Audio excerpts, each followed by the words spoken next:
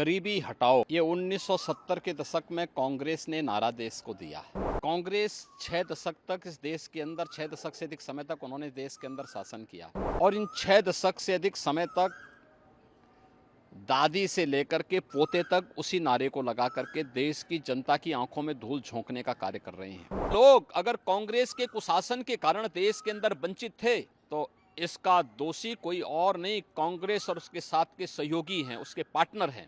Doctor Manmohan Singh ji देश के प्रधानमंत्री थे। उन्होंने किसके इशारे पर कहा था कि देश के संसाधनों पर पहला अधिकार मुसलमानों का है। ये लोग परिवार के नाम पर भारत की राजनीति को अपने बपौती मान करके चले थे। जाति विभाजन के नाम पर सामाजिक वैमनस्यता इन्होंने पैदा करने का प्रयास किया। समाज में सामाजिक न्याय को तार तार करने का प्रयास किया। कांग्रेस की हमेशा से चाल रही है कि अजगर करे न चाकरी, पंछी करे न काज। ये इस प्रवृत्ति के लोग हैं। गरीबी कभी हट नहीं पाई। कांग्रेस 6 दशक तक इस देश के अंदर 6 दशक से अधिक समय तक उन्होंने देश के अंदर शासन किया और इन 6 दशक से अधिक समय तक दादी से लेकर के पोते तक उसी नारे को लगा करके देश की जनता की आंखों में धूल झोंकने का कार्य कर रहे हैं। सही मायने में अगर देखा जाए तो गरीबी हटाने और गरीब कल्याणकारी योजनाओं को ईमानदारी से प्रत्येक तबके को चेहरा देख करके नहीं, ईमानदारी के साथ बिना भेदभाव के हर व्यक्ति तक शासन की योजनाओं को, गरीब कल्याणकारी योजनाओं को जनधन अकाउंट से हो, फ्री राशन की सुविधा हो, 5 लाख रुपए की स्वास्थ्य बीमा का कवर हो, हर घर में शौचालय बनाने का हो, हर घर में नल देने का हो, या फिर 4 करोड़ परिवारों को मकान देने का हो। अगर आप देखेंगे एक लंबी श्रृंखला है ये। 80 करोड़ लोग 4 वर्ष से लगातार फ्री में राशन की सुविधा का लाभ प्राप्त कर रहे हैं। 50 करोड़ घरों को, 50 करोड़ लोगों को, गरीब परिवारों को जनधन अकाउंट खोले गए। यानी आज़ादी के 70 वर्षों तक देश के अंदर सबसे अधिक समय तक कांग्रेस और उसके सहयोगी दलों ने शासन किया। लेकिन ताजुब 50 करोड़ परिवार ऐसे थे जिनके पास अपने अकाउंट नहीं थे।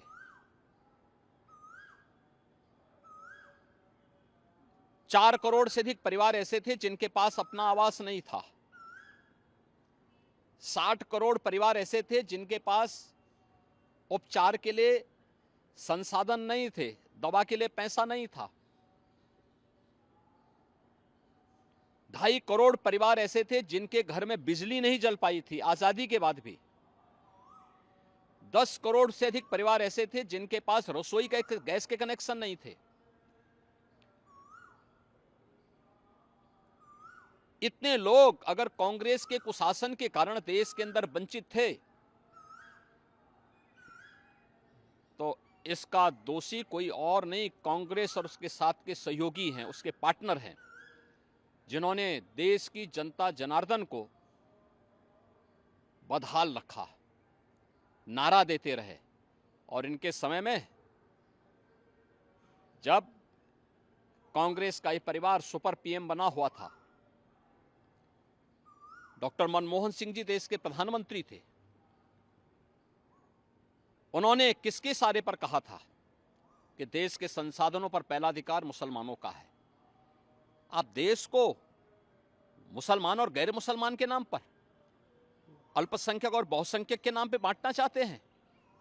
यह देश 1947 में एक विभाजन की त्रासदी को देखा है और तो इस देश को आभार व्यक्त करना चाहिए प्रधानमंत्री मोदी जी का, जिनके कारण पिछले 10 वर्ष में 25 करोड़ लोग गरीबी रेखा से उभरे हैं, खुशहाल जीवन जी रहे हैं। 80 करोड़ लोगों को फ्री में राशन की सुविधा का लाभ प्राप्त हो रहा है। 60 करोड़ लोगों को आयुष्मान भारत में 5 लाख रुपए की स्वास्थ्य बीमा का कवर मिल रहा है। 50 करोड़ लोगों के जनधन अकाउंट खुल करके दलाली और कमीशनखोरी बंद। 12 करोड़ किसानों को किसान सम्मान निधि का लाभ। 10 करोड़ गरीबों के घर में उज्ज्वला योजना के रसोई गैस के सिलेंडर कनेक्शन पहुंच गए।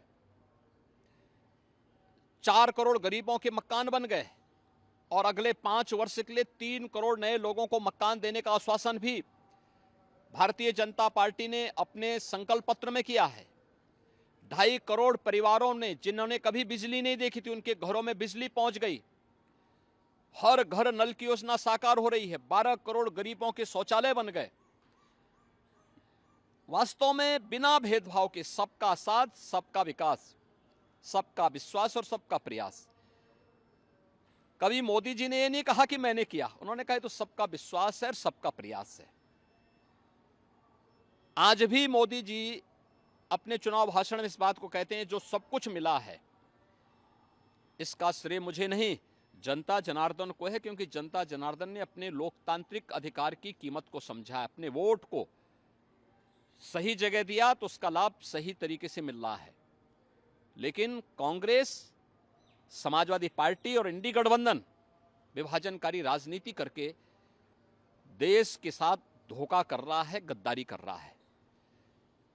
इनको जब भी अवसर मिला इन्होंने राष्ट्रीय हितों की अपूर्णीय क्षति की है और गरीब कल्याणकारी योजनाओं में डकैती डालने का काम किया है। कौन नहीं जानता, समाजवादी पार्टी की सरकार के समय उत्तर प्रदेश के अंदर खाद्यान्न घोटाले हुए थे। दर्जन भर जिलों में आज भी सीबीआई इंक्वायरी चल रही है। इनसे जुड़े हुए लोग गरीबों का राशन हड़प कर जाते थे।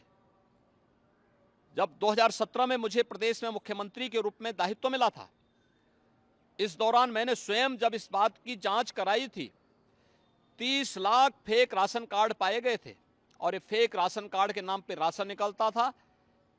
राशन की सुविधा गरीब को नहीं मिलती थी, समाजवादी पार्टी के पदाधिकारी को मिलती थी या उनके द्वारा प्रश्रय प्राप्त माफिया, ये सभी राशन हड़प जाते थे। आज मैं कह सकता हूं कि प्रधानमंत्री मोदी जी के कारण ई पॉस मशीन 80,000 से अधिक राशन कोटे की दुकान में लग गई। डोर स्टेप डिलीवरी हो रही। 1 स्टेप डिलीवरी के माध्यम से एफसीआई गोदाम से सीधे कोटेदार के दुकान में जीपीएस मैपिंग के माध्यम से खाद्यान्न पहुंच रहा है और वहां से गरीब को, सभी को ई वेइंग के माध्यम से एक एक उसकी मॉनिटरिंग होती है। सही मायने में कहा जाए तो आजादी के बाद ये जो रिफॉर्म किया है, पहली बार देश के अंदर पॉलिटिक्स ऑफ परफॉर्मेंस ये मोदी जी के कारण आया है और इसका सर्वाधिक लाभ गरीब को मिला है, किसान को मिला है, महिलाओं को मिला है, युवाओं को मिला है। इसलिए इंडी गठबंधन के किसी बहकावे में जनता जनार्दन को नहीं आना चाहिए और किसी को नहीं आना चाहिए। ये लोग परिवार के नाम पर भारत की राजनीति को अपने बपोती मान करके चले थे। जाति विभाजन के नाम पर सामाजिक वैमनस्यता इन्होंने पैदा करने का प्रयास किया। समाज में सामाजिक न्याय को तार तार करने का प्रयास किया। सामाजिक वैमनस्यता ये लोग पैदा करते हैं, आपस में लड़ाते हैं, वर्ग संघर्ष की स्थिति पैदा करते हैं। ये देश कांग्रेस और उसके सहयोगी इंडी गठबंधन, चाहे वह समाजवादी पार्टी हो या अन्य उनके सहयोगी दल हों, इनकी इस मंशा को कभी स्वीकार नहीं करेगा।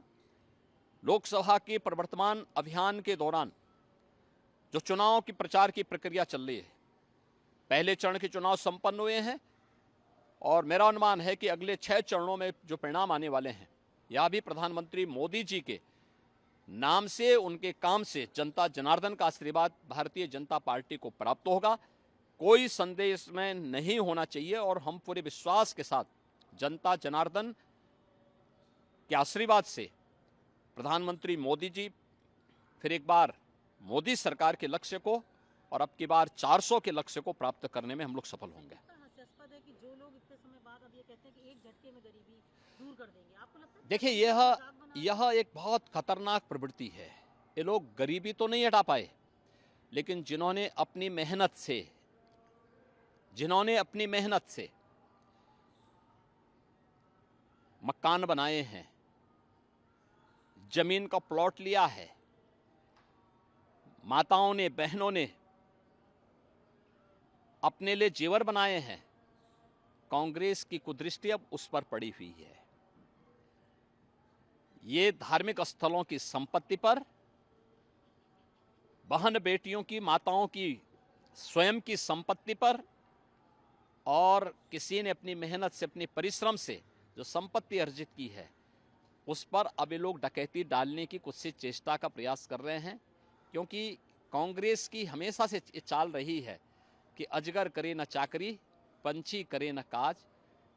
ये इस प्रवृत्ति के लोग हैं, कार्य नहीं करना, परिश्रम नहीं करना, विभाजन के आधार पर सामाजिक वैमनस्यता पैदा करके परिवार के नाम पर, जाति के नाम पर, क्षेत्र के नाम पर, मत और मजहब के नाम पर विभाजन पैदा करने का प्रयास कर रहे हैं।